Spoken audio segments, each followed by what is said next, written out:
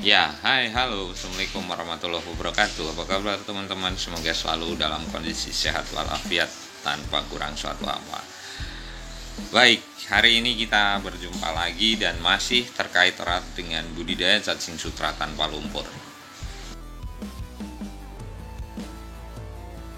Di budidaya cacing sutra tanpa lumpur ini, satu tujuan akhirnya adalah salah satunya menghasilkan cacing sutra yang bersih, tidak berbau, dan saat panen adalah siap langsung untuk ditebar sebagai pakan ikan yang baru ditetaskan sebelum siap diberi pakan pelet. Ini contoh sederhananya bahwa di tempat budidaya cacing sutra tanpa lumpur, baik pakan maupun media yang kita gunakan ini adalah berasal dari fermentasi ampas tahu, di mana dengan manajemen air dan pemberian pakan yang sesuai akan menghasilkan cacing budidaya yang bersih dan tidak berbau tentunya teman-teman. Nah, bagaimana untuk formulanya? Bagaimana cara membuat fermentasi ampas tahunya? Video kali ini kita akan membahas hal tersebut. Jadi harapannya bagi teman-teman yang mau membudidayakan cacing sutra tanpa lumpur atau membudidayakan cacing sutra di lumpur, ini juga tetap membutuhkan pakan, yaitu fermentasi ampas tahu utamanya. Nah, kita hari ini akan bahas sampai tuntas bagaimana cara membuatnya. Ya, oke. Ada EM4 pertanian sebagai bioaktivator, kemudian ada molase pastinya. Kemudian bahan baku utamanya adalah ampas tahu. Ya, ini kita dapatkan dari pabrik-pabrik tahu, sisa produksi tahu. Ya, dimana kadar airnya masih cukup tinggi dan ini perlu kita kurangi kadar airnya supaya hasil fermentasi maupun umur fermentasi yang kita dapat nantinya adalah bisa lebih lama. Pastinya kualitas fermentasinya lebih baik dong dengan hal tersebut. Nah, selanjutnya kita akan lakukan berikutnya adalah mengurangi kadar air dari ampas tahu ini. Caranya bermacam-macam. Bisa dengan cara yang sederhana, dengan memerasnya secara manual, atau dengan cara yang mungkin lebih efektif. Di tempat kami kita menggunakan alat bantu yang kami rasa ini memudahkan kami dalam proses pengurangan kadar air dari ampas tahu yang kami dapatkan dari pabrik-pabrik tahu, teman-teman. Ya, kita butuh dongkrak di sini dan peralatan sederhana. Ya, bisa nanti kita lihat bersama-sama prosesnya, teman-teman. Oke, selanjutnya kita lakukan proses yang pertama, yaitu melakukan pengepresan untuk mengurangi kadar air dari ampas tahu yang kita dapatkan, di mana ampas tahu yang kita dapatkan kadar airnya cukup tinggi. Cukup sederhana dengan melakukan penekanan yang dibantu dengan dongkrak di sini, teman-teman.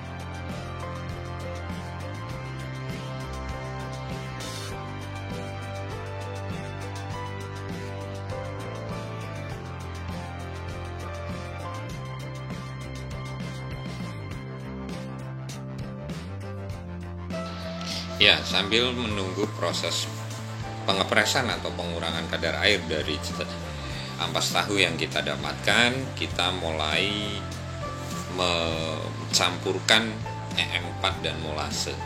Berapa perbandingannya?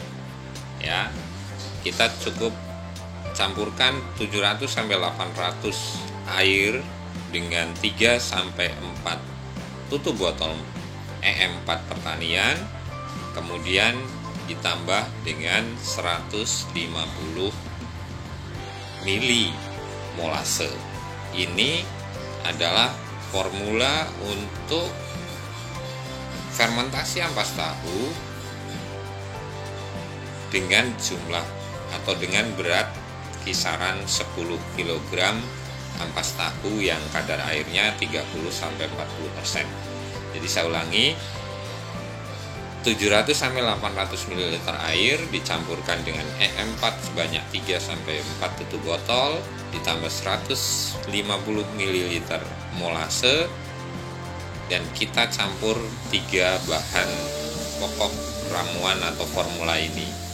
Ya, jadi kita aduk sampai rata, yang nantinya akan siap kita gunakan atau kita campurkan sampai merata pada ampas tahu yang sudah memiliki kadar air atau kadar airnya sudah cukup terkurangi banyak atau 30-40% saja kadar air. Ya, campuran EM4, molase dan air kita aduk sampai rata. Dan ini nanti siap kita campurkan pada ampas tahu yang kita peras.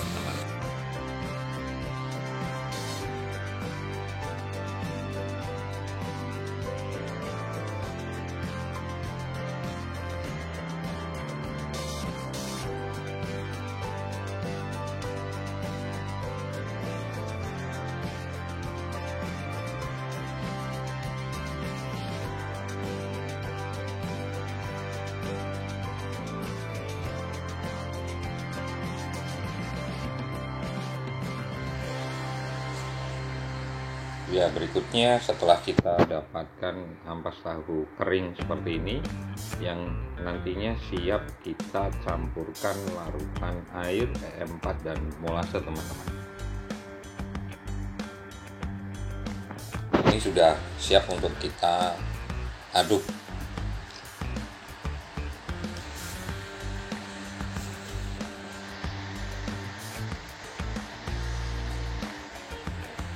Ini larutan air EM4 dan molase yang tadi sudah kita buat sebelumnya. Sambil menunggu proses pengepresan daripada ampas tahu ini, sekarang kita bisa mulai campurkan. Cukup sederhana, kita tuangkan seperti ini dan berikutnya kita aduk sampai merata, teman-teman.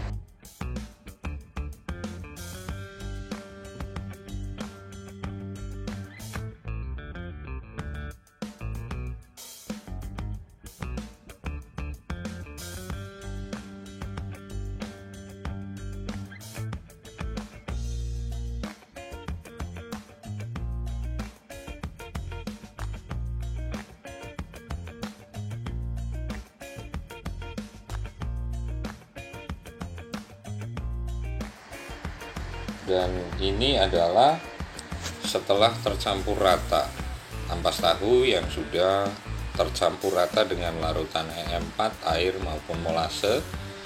Selanjutnya siap untuk disimpan di dalam tempat yang tertutup, teman-teman. Jadi proses fermentasi ini perlu kita perhatikan.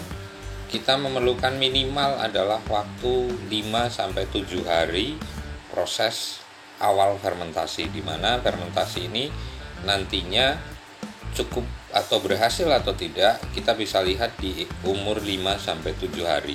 Tanda tanyanya seperti apa? Ya, kita akan bahas di video-video berikutnya. Baik teman-teman, semoga bermanfaat dan sampai ketemu lagi di video yang selanjutnya. Wassalamualaikum warahmatullahi wabarakatuh.